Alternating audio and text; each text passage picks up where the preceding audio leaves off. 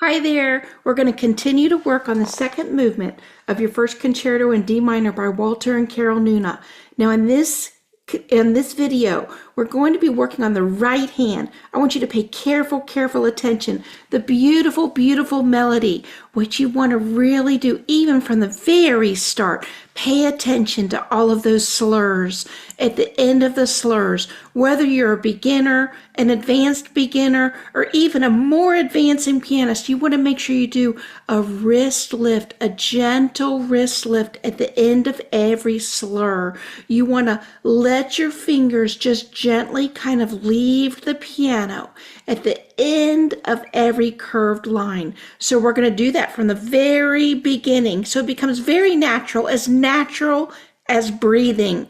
We take a breath at the end of our sentences. The slurs sort of indicate that. We want to breathe with our music. And you want that to become natural. This is so important. It may feel difficult at first, but it will become very natural if you'll try it. So when you watch my hands, pay attention to the wrist lifts throughout the raised slur line and notice how the hand lifts gently at the end of the slur.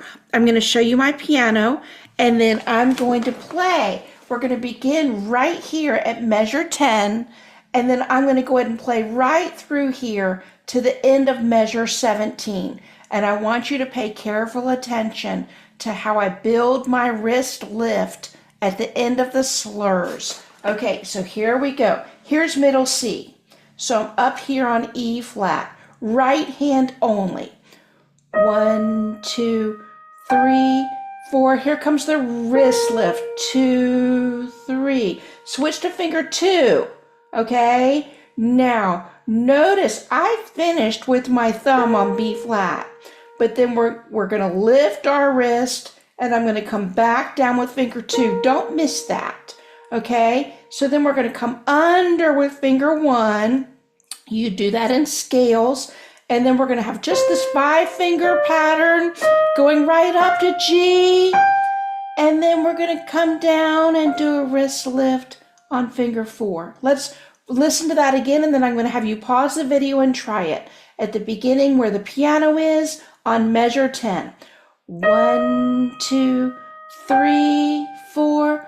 1. I'm building my wrist lift. 4, 1. Thumb under. I'm crescendoing up to the highlight of my little phrase there, and then gentle and a wrist lift. Okay, I'm going to do it one more time.